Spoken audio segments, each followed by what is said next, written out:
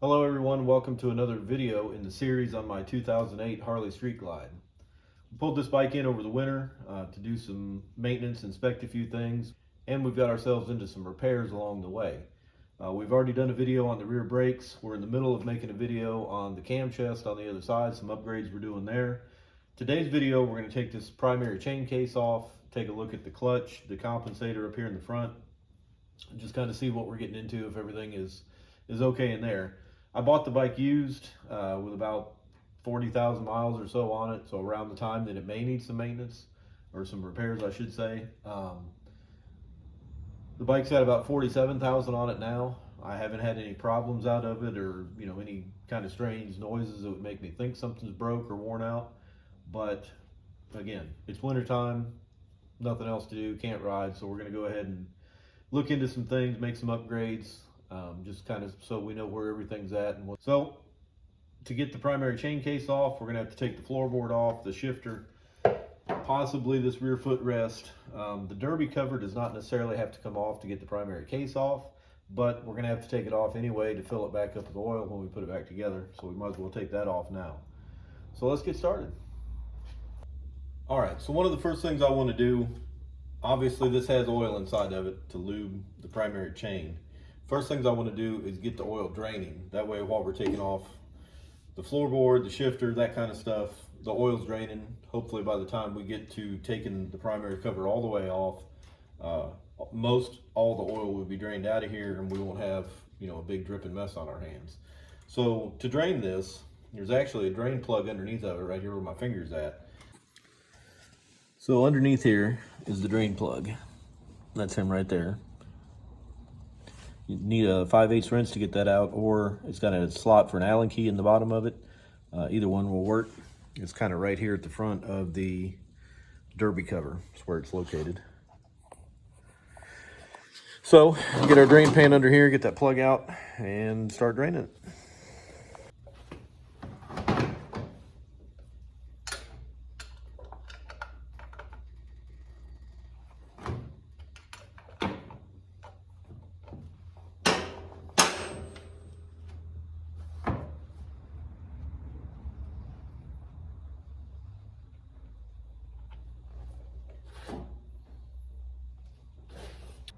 Fluid still looks fine. When I first got the bike, I went through and did a 3-hole oil change, the engine, the transmission, and the primary case. Put all brand new Amsoil fluid in all 3 of them. So this oil doesn't have a ton of miles on it. Still nice and clean. I don't know if you can see that or not. It's still kind of a nice light brown color. Probably a little bit of a waste money-wise to change it so soon, or so without more miles on it. But like I keep saying, we want to go in here and do some maintenance, see what we got happening. Drain plug looks fine. It's got a little magnet on the end of it there. Nothing really to speak of on it. You're going to have a little bit of discoloration and things like that after a while, just because, if I can get my finger bent around here the right way, just because of the clutch material and wear material that's in there. That's pretty well normal. If you hear that thumping around, that's my dogs outside rubbing up against the side of the building. Yep, that's it right there. Get this floorboard off of here. There's 2 bolts that hold it on. One here and one up here in the front. Try to move this light so you can see a little bit better. All right, so 1 bolt, 2 bolts. Go ahead and pull them out of here. Pull them out.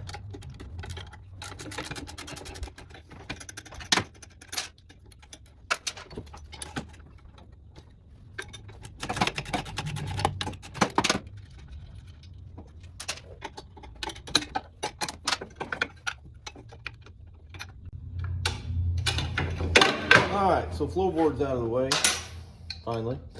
We'll put the bolts and the nuts back on just to keep them where I don't misplace them, have to look for them later.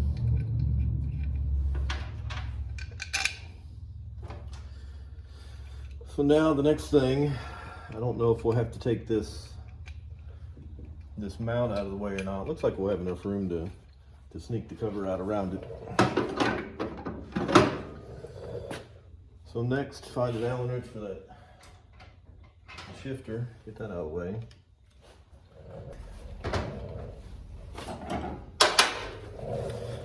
On a side note, if you're looking for a nice Allen set, this one's really nice. I got it on Amazon. It's a Nico brand.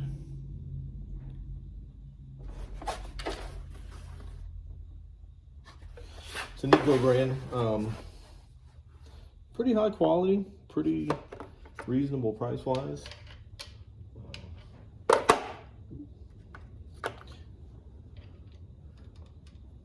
I've got one set here at home. These are 1/4 inch Allens, by the way. I've got one set here at home. I've got another set at my shop, and they've been really good as far as quality and all that. Comes with a nice case too to keep everything organized and metric and standard in it. All right, so once we got the shifter out of the way,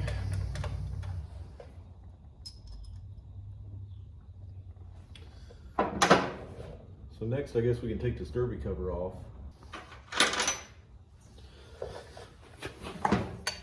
These little magnetic trays, you've probably seen me using in other videos. These things are so handy. Got these at Harbor Freight. Everybody makes them, but I got these ones at Harbor Freight. They're really handy, only a couple bucks a piece. You got a big magnet on the back, so you can kind of stick them wherever you can find metal, and then put all your nuts and bolts and washers and little clips and stuff like that in it, and just keeps things a lot more organized, a lot easier to find stuff, a lot less likely to bump your, you're working on a car, you lay bolts up on top of the battery or wherever, move your elbow, and all of a sudden they're clinking down through, and you have to go hunting them. They've got these just plain stainless ones like this one I'm showing you, but they also now have powder coated, I guess they are, different colors of whatever you call that thing, trays, magnetic trays.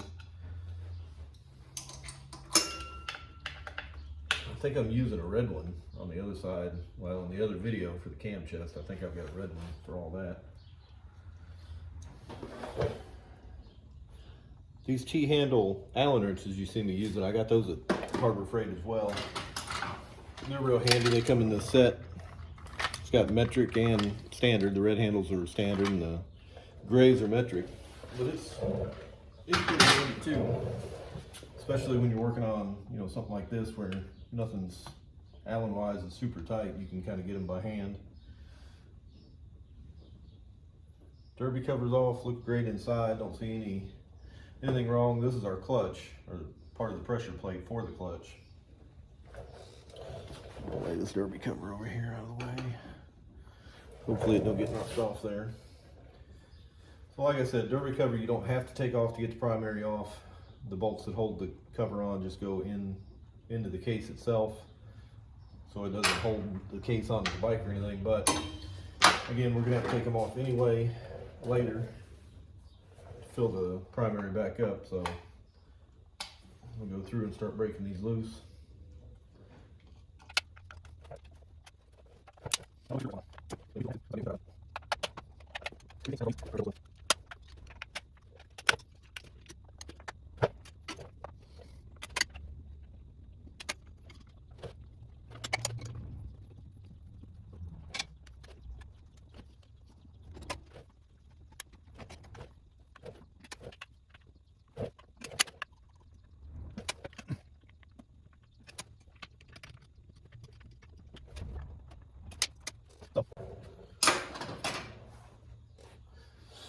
So it turns out we do have to take this front, actually the rear footboard mount out of the way. There's a long bolt right here in the case that hits that mount and won't come out of there. Still think we're okay with the rear one left on, but you do have to take this front one off, at least with these particular footboards I got.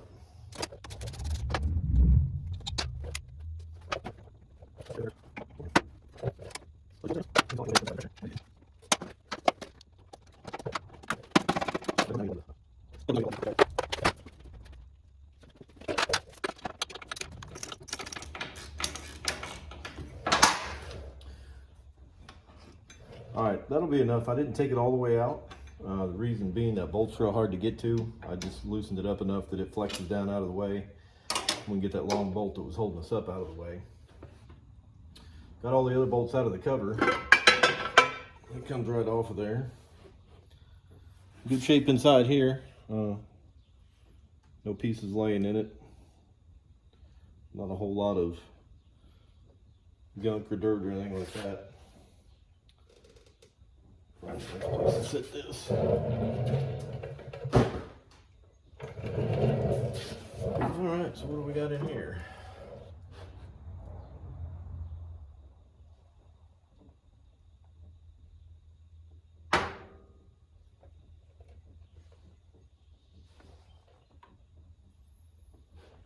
So this up here in the front is your compensator. Back here's the clutch. I'm just kind of looking to see. We got an oil spill going on here.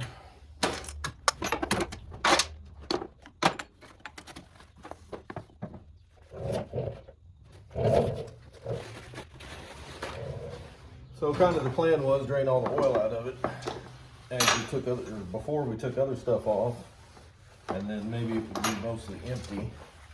It was mostly empty, but we still did make a pretty good little mess here. Sometimes the best plans don't end up working out real well.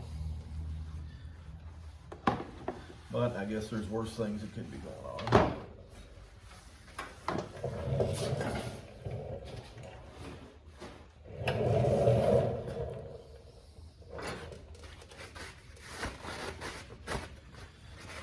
All right, so this bike has, get this where y'all can see.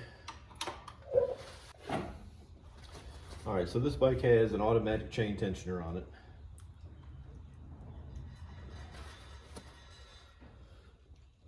I don't know what I think about that. That's the way it came from the factory, but a lot of guys say that this automatic tensioner ends up putting too much tension on the chain, and you'll end up with a whine out of the chain cases because it's so tight. That doesn't seem too bad, really. I think the spec on this is 5/8 of an inch deflection. So that's pretty close. Without really measuring it, that's pretty close. Definitely not way over tight. Ring gear for the flywheel, or the ring gear for the starter. The end of the starter looks okay, the teeth and everything. Every once in a while, when I go to start this, I'll have kind of a grind. Let off the starter button, hit it again, and then it'll crank right up. It only happens maybe once every 15 times I start it.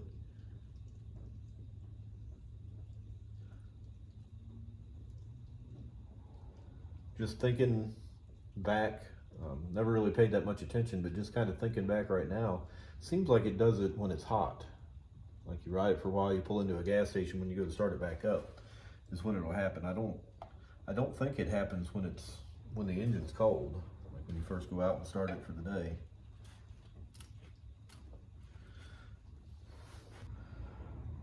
Yeah, everything in here looks good. I'll have to look into that. I've read that the compensator being loose or worn or whatever you want to say can cause that starter grinding.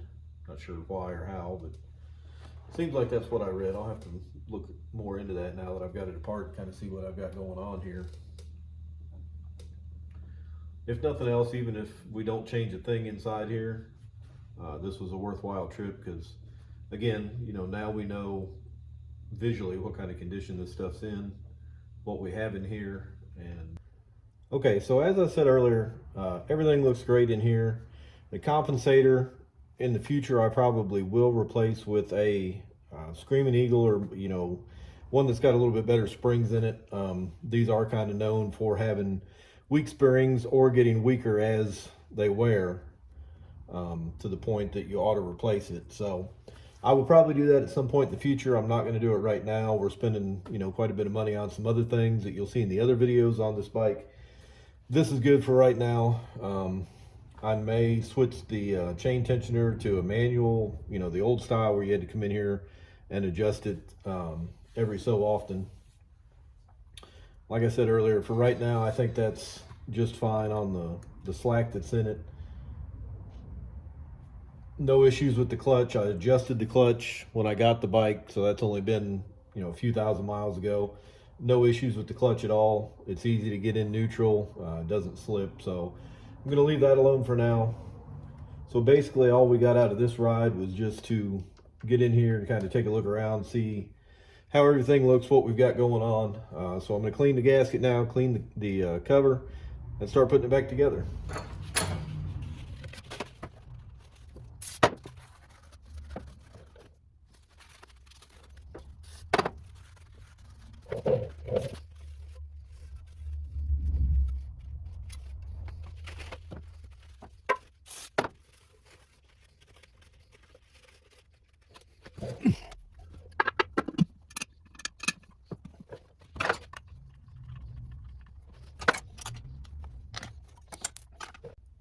So we've got these long bolts. They go in these holes right around the front here because they go all the way through this cover and into the case itself. Pretty easy to figure out. I mean, you know, they're way too long for the short holes, and the short bolts are way too short for the long holes. So pretty easy to figure out where everything goes.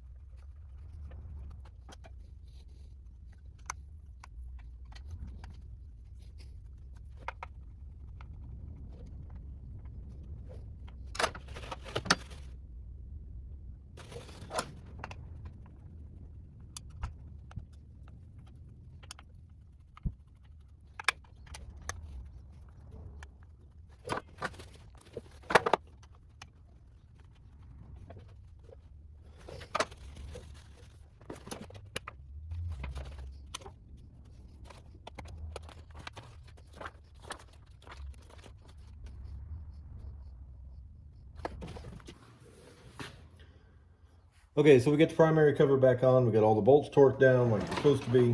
I did that off camera. I'm gonna get this drain pan out of the way. Put our plug back in the bottom here. Don't forget that.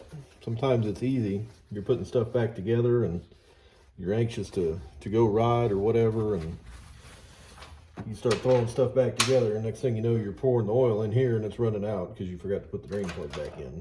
I'm gonna put a new O-ring on the drain plug. Doesn't look like there's anything wrong with this one, but it's cheap insurance. You could literally get a whole pack of them here. I've either got these on Amazon or eBay, probably Amazon, but it comes with a ton of them in there. And it's the same O-ring for your primary drain plug, your engine drain plug, and your transmission drain plug. So every time you change them, you want to put a new O-ring on there, especially if you're using the high dollar oil like I am. I mean, if nothing else, you don't want your bike leaking all over the place, the fluid getting low and maybe causing damage if you forget to check it or fill it.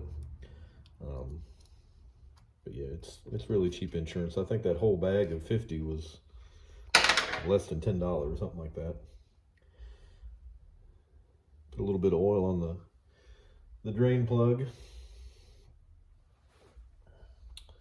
Also, this doesn't get very tight. It's an O-ring seal. There's no need to really crack down on it. Just basically a little bit past finger tight is plenty on it.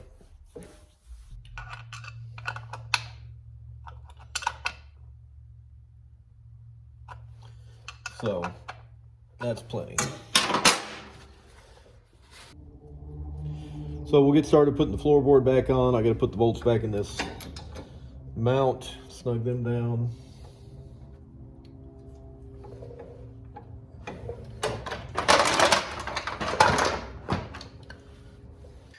So with them on there, you can't get your toe down in here, either through this hole or through here, to get your foot on the kickstand, to get the kickstand down. So what I have to do is, when I stop on the bike, balance, reach down here with my hand and pull the kickstand down.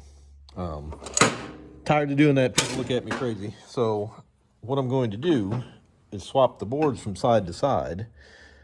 And you can see what that'll do is it will move. So I'm laying this basically where it'll go. So what that'll do, that opens up all this space where maybe I can get my foot down in there to get it on the kickstand. Like I say, I don't know if they were supposed to go this way. All right, so I'm gonna get this swapped around like I said.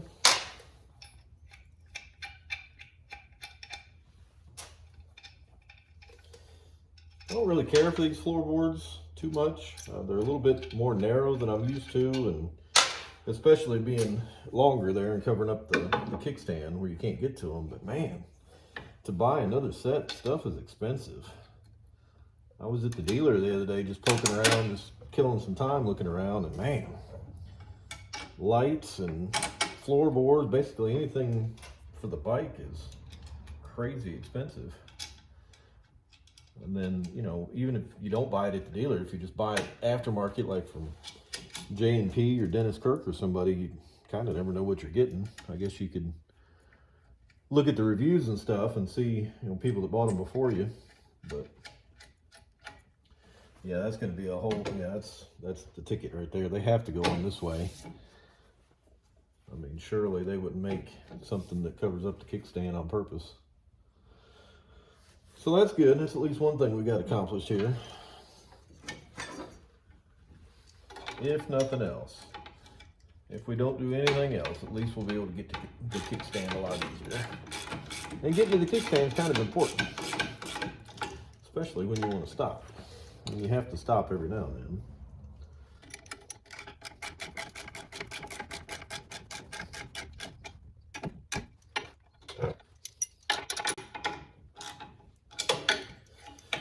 All right, that's good enough right there. It ain't gonna rattle. Put the kickstand back on here, or not the kickstand. We'll put the toe shifter back on here, the heel shifter, toe shifter, whatever. You know what I'm putting on here. So you can put this heel shifter anywhere you want. There's no master spline or anything like that where it'll only go on the shift linkage one way. The only thing you really need to make sure of is this distance back here, that there's enough room for it to go in gear before that hits the floorboard. So right now it's touching the floorboard. So one more notch up is the lowest we can go. So now we've got plenty of room back here where we don't have to worry about not being able to shift.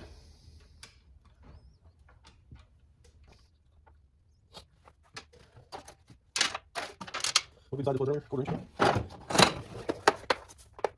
What should be done with that?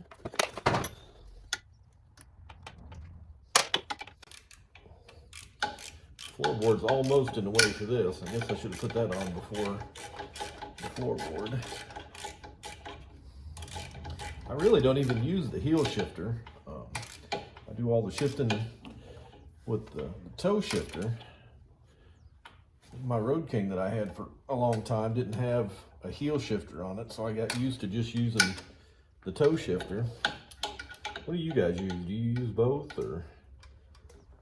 No, it seems like some guys use both and some guys only use the toe shifter. But since I've got it, I'm gonna put it back on there.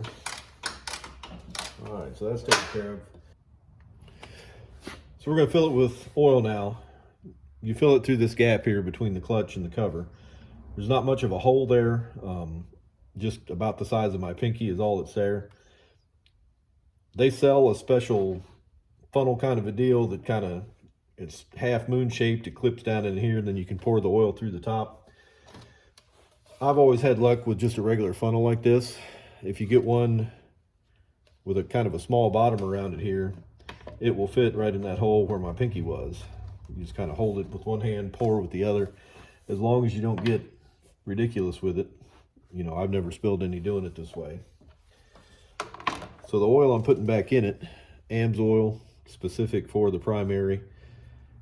You can run regular engine oil, like 2050 or whatever it is you run. You can run that in all three holes. I don't know why I do it this way, but this is what I do. Seems like I don't have as much problem with the clutch dragging. You know, sometimes it's hard to find neutral. You're at a, you know, you pull up to a stop and you try and get it neutral and you go into second and back into first and back into second. With this stuff, it's a whole lot easier to find neutral even when the bike is cold, the oil's thick and dragging and all that kind of stuff. So this is just what I've been putting in them. Haven't had any issue with it, so really no reason to switch, I guess is what it amounts to. A lot of guys will just run the same oil in all three holes. Plus, I guess another thing to look at is the availability. You know, so this Amsoil primary fluid, here locally, nobody stocks this, you know, part stores or whatever. So if I want a quart of it, I got to order it on Amsoil's website and then wait for it, you know. However, a lot of places around carry the engine oil, even Amsoil. Our local Rule King Farm Supply Store, they have Amsoil on the shelf, engine oil. So, you know, if I need some, I can just go there and get it, I guess. But, you know, the other side of that argument, I guess, is if your bike doesn't leak anything, which is kind of the goal, I would think. If your bike doesn't leak anything, you're not going to need to top off any primary fluid or transmission fluid. You know, maybe engine oil if it burns some or whatever, but definitely not having to top off primary fluid or transmission fluid. Supposing you fill it up all the way when you do the service and it doesn't leak. So that is that. We'll get the derby cover put back on it here and we will be done. Somebody's probably already noticed that I didn't use a brand new gasket with either one of these, the derby cover or the primary cover. These are high quality gaskets. This orange stuff is kind of rubbery silicone kind of stuff on them. They're still in great shape. They didn't get ripped anywhere, you know, so you can reuse them if they're in that kind of shape. If it was one of the older just paper gaskets or whatever, I would replace it, but these are good quality. They're not going to leak.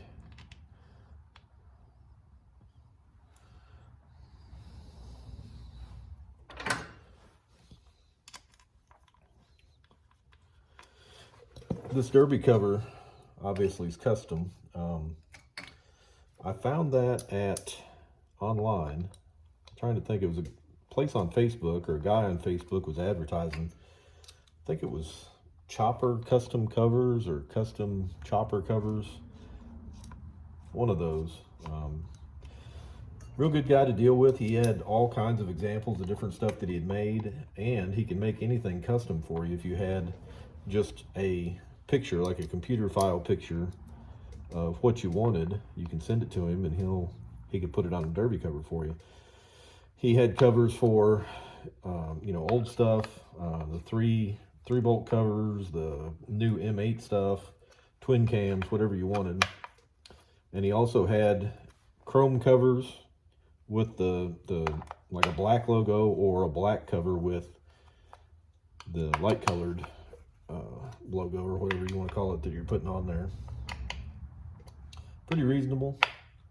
I've had this one several years now, but definitely worth taking a look at if you are interested in something like that.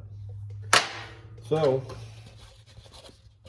I think that wraps up this little project. The spray away glass cleaner, if you didn't know this thing, if you didn't know this, spray away glass cleaner works great on just about anything, even stuff other than glass. I use it a lot on chrome to get fingerprints off of it, or oil. Like, you know, this had a little bit of oil laying right in here from where we had it laid down earlier, but works pretty good. This bike needs a good bath once we're done here, so I'm not going to get too crazy in trying to clean stuff, but Anyway, the spray away does really good.